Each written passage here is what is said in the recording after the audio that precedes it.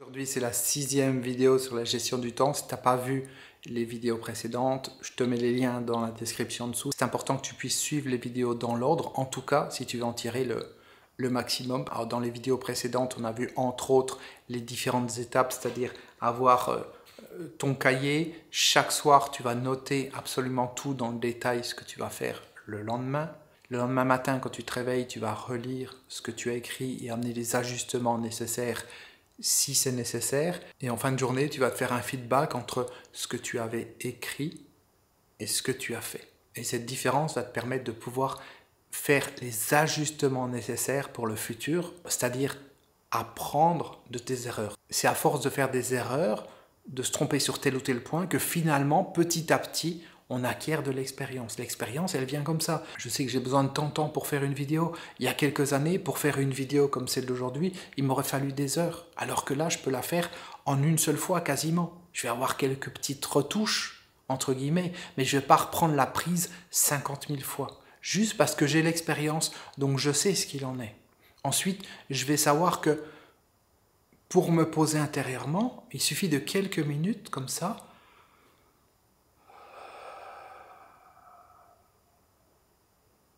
Et je dis quelques minutes, mais en fait c'est même quelques secondes.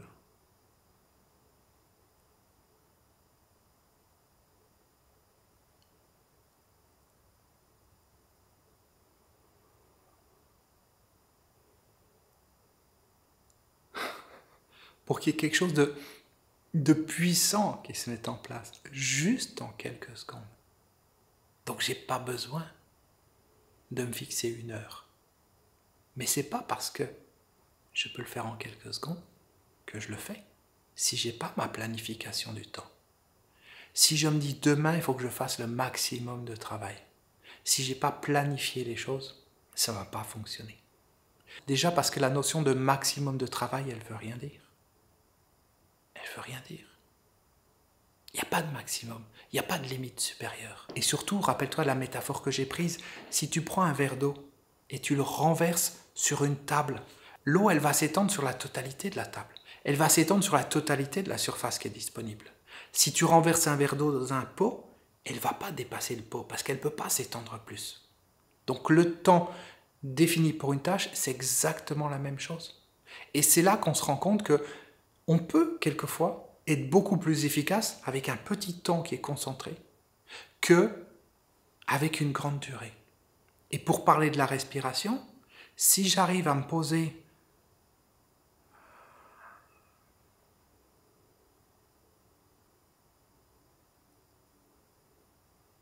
et à descendre en moi comme ça,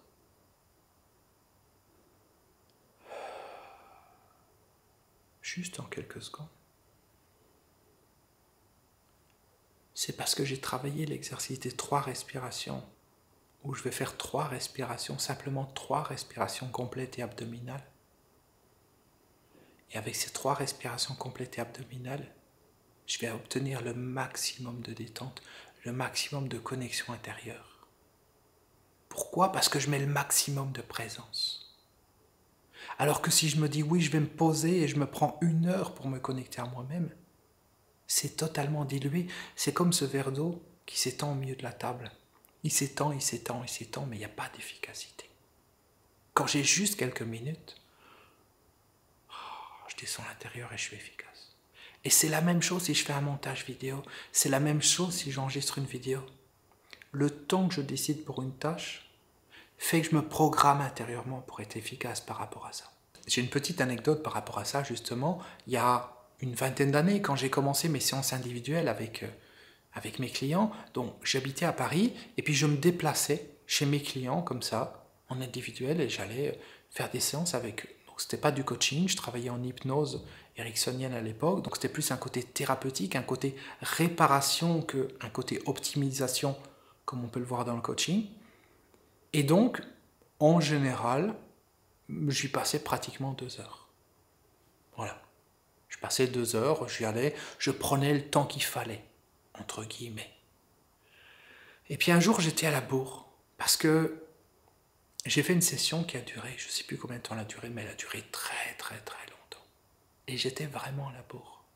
Donc le client suivant, je devais absolument le réduire à 1 heure. Et le suivant aussi, pour essayer de récupérer, pour caser tout le monde. Et parce que mentalement, je savais que je n'avais qu'1 heure, eh bien, j'ai été efficace dans cette heure. Et ce qui s'est passé, c'est que les sessions qu'on suivi, donc ce décalage, parce que je te dis, j'ai dû passer 4 ou 5 heures avec la personne, enfin, c'était énorme. Donc j'avais un super retard à combler derrière. Et bien les sessions qu'on suivi, il y avait une qualité, il y avait une profondeur, il y avait quelque chose que j'arrivais pas à atteindre quelquefois, même en plusieurs heures. Pourquoi? Parce qu'intérieurement, je savais que j'avais qu'1 heure. Donc je me programmais pour être dans cette heure, je me programmais pour donner le meilleur de moi-même et pour arriver au résultat qui était voulu en 1 heure. Tu vois, programmation. Donc c'est pas plus je passe de temps pour faire quelque chose, mieux le résultat est. Encore une fois, je peux passer 3 fois plus de temps à faire un montage vidéo que je le fais actuellement et le résultat ne sera pas meilleur. Parce que je ne vais pas être focus, parce que je vais être un petit peu dans tous les sens. Et puis de toute façon, quand une tâche est trop longue, on n'y arrive pas. Parce qu'on n'arrive plus à être concentré sur une grande période de temps. Maintenant, je voudrais qu'on voit une clé essentielle par rapport à cette gestion du temps, par rapport à ton cahier, par rapport au fait d'écrire absolument tout. C'est de ne pas trop te charger. Il ne faut pas que ce soit une journée où il n'y a rien du style, tu sais, il y a des personnes qui vont dire « Oui, bah alors demain matin, il faut que j'aille chez le coiffeur. » Voilà. Puis tu as quoi d'autre à faire? Bon, c'est tout. Voilà. Non, c'est pas ça. On est bien d'accord. Mais ce qu'il faut, c'est que tu privilégies des moments de décompression. Enfin, pas de décompression, des moments où, pour rattraper le temps qui pourrait être dépassé. Par exemple, je ne sais pas, tu vas te fixer de 7h30 à 11h un certain nombre de choses. Et de 11h à midi, il y a un sas de décompression qui te permet de récupérer un petit peu au cas où tu as débordé sur certaines tâches. Au cas où c'est ajusté d'une manière qui n'est pas la meilleure ou au cas où il y a eu des imprévus. Donc tu vois, tu peux récupérer avec cette heure tampon. Et tu peux avoir comme ça des instants dans la journée où tu as compté soit un petit peu plus large, moi je le fais régulièrement, je compte un petit peu plus large certaines choses, ce qui fait que quand je déborde un petit peu, ça permet de m'équilibrer et en fin de journée, j'arrive à faire quand même tout ce que j'ai décidé à partir du moment où c'est planifié correctement. On est bien d'accord. Et la clé, elle est là, à partir du moment où c'est planifié correctement. Si c'est pas planifié correctement, si tu vas être dans le stress de telle ou telle chose parce qu'il y a un élément extérieur qui te perturbe, tu n'as plus le temps de te connecter à l'intérieur de toi. Parce que tu es dans le stress, tu es dans les émotions, tu es dans toutes ces choses extérieures. Et donc du coup, tu te décentres, tu passes beaucoup plus de temps dans une direction que vers la connexion à toi-même. Tu vois, t'es bancal. Et à ce moment-là, c'est beaucoup plus difficile de revenir vers le centre. Et c'est pour ça que ce planning, il est hyper important. Ce planning, c'est ton centre. Il te permet d'avoir le centre de la route. Et tu sais où tu dois revenir. Tu sais quand tu dépasses. Et tu essayes d'ajuster. Et tu dis, ok, là j'ai prévu 1 heure pour faire cela. J'en suis à 30 minutes, j'en suis au milieu du processus. Et ça te permet de t'activer. Ça te permet aussi de t'assurer de ne pas avoir ton téléphone qui est allumé. De ne pas avoir des notifications, de ne pas avoir des appels à n'importe quel moment. Ça aussi, c'est important. Parce que ce n'est pas le monde extérieur qui décide pour toi. C'est toi qui décide comment tu gères ta vie. Tu n'as pas à répondre au téléphone à n'importe quel moment. Tu n'as pas à avoir des notifications de tous les côtés. Tu vois, là, je suis en train de faire cette vidéo. Eh bien, mon téléphone, concrètement, il est en mode ne pas déranger. J'aurai pas d'appel, je ne vais même pas avoir l'écran qui va s'allumer pour me montrer qu'il se passe quelque chose. Je ne vais pas avoir de vibration, quoi que ce soit. Je n'ai pas de notification. Et au-delà de ça, de toute façon, d'une manière générale, la plupart des applications, il n'y a pas de notification. J'ai une Apple Watch aussi, que je ne mets pas quand je suis à la maison, je la mets juste quand je suis à l'extérieur, pour compter les pas, les mouvements, les calories, ok. Mais simplement, je gère les notifications à l'intérieur, et je mets les mêmes notifications que sur le téléphone, c'est-à-dire quasiment rien. Mais je ne vais pas avoir de notification pour les emails. Je ne vais pas avoir une notification pour le temps qu'il fait, pour l'actualité ou je ne sais quoi. Parce que sinon, je ne m'en sors plus. Et à la moindre occasion, quand je sens que j'ai besoin de ne pas être dérangé, hop, je switch et je passe sur la petite lune en mode ne pas déranger. Et là, je suis sûr que je suis tranquille. Je suis seul au monde et je peux vraiment être connecté à l'intérieur de moi. Sinon, c'est pas possible. Imagine, je commence à descendre à l'intérieur de moi, et puis il y a un appel qui arrive. C'est pas possible.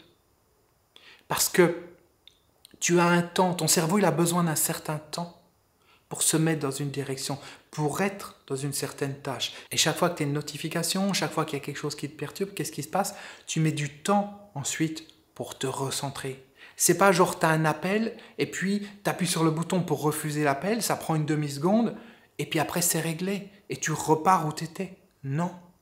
Quand tu es dans un processus profond, quand tu es profondément à l'intérieur de toi, tu es centré.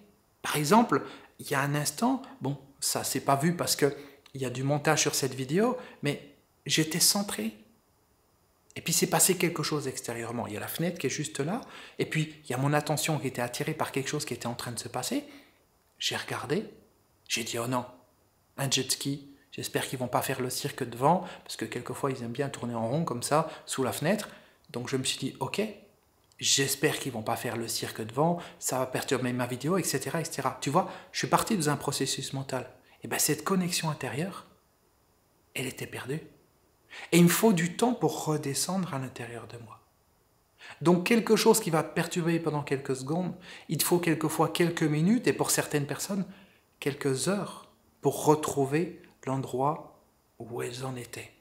Donc c'est hyper important de gérer ces notifications et de gérer le fait que les personnes autour de toi, elles n'ont pas à décider pour toi quand est-ce que tu es disponible. Elles n'ont pas à décider quand est-ce qu'elles t'appellent. Moi, si une personne veut m'appeler et que je ne suis pas disponible, eh ben, elle me laisse un message et puis c'est tout.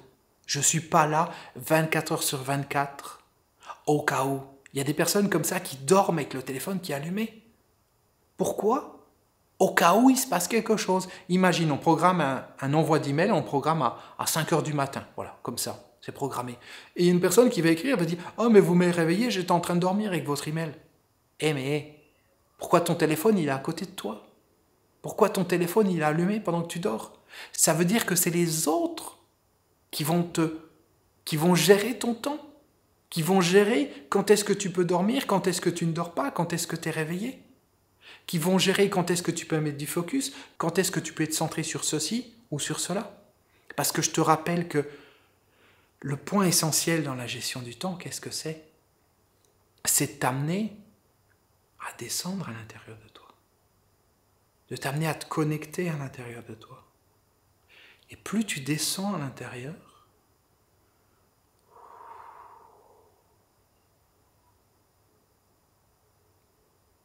voilà, plus tu descends à l'intérieur, quelles que soient les choses extérieures, on s'en fout, plus tu descends à l'intérieur, plus c'est ton être intérieur qui va pouvoir s'exprimer dans ton quotidien, dans ce que tu dis, dans tes actions, dans tes décisions, dans tes mouvements.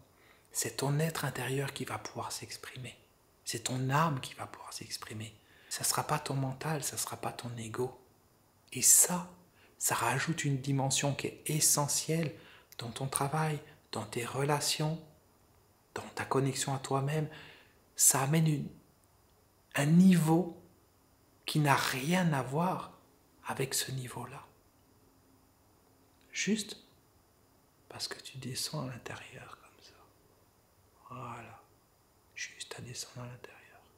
Et cette gestion du temps, elle est là pour ça. Elle est pour t'apprendre à gérer l'impact du quotidien sur toi-même. À gérer le fait que tu as ton espace au milieu de toutes ces choses extérieures.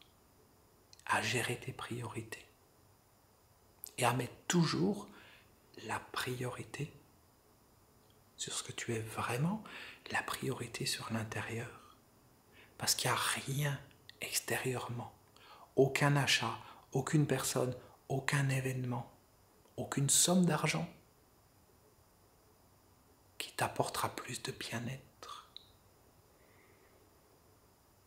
qu'une profonde connexion à l'intérieur de toi.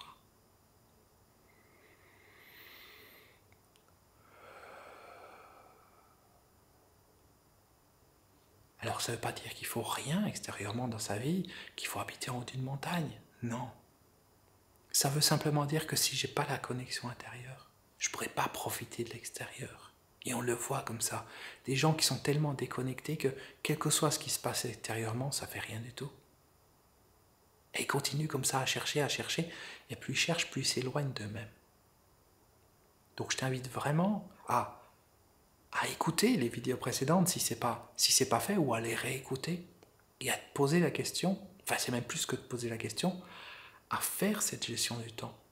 Tu te donnes un objectif, tu dis allez, par exemple pendant 30 jours je vais faire cette gestion du temps, et tous les jours tu l'as fait.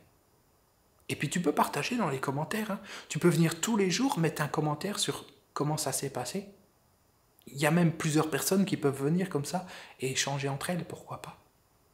Alors cette série de vidéos, elle n'est pas terminée. On en est à la vidéo 6. J'ai encore un certain nombre de choses à partager avec toi. Et je t'en parlerai demain dans la dernière vidéo. Donc je te dis à demain. Ciao.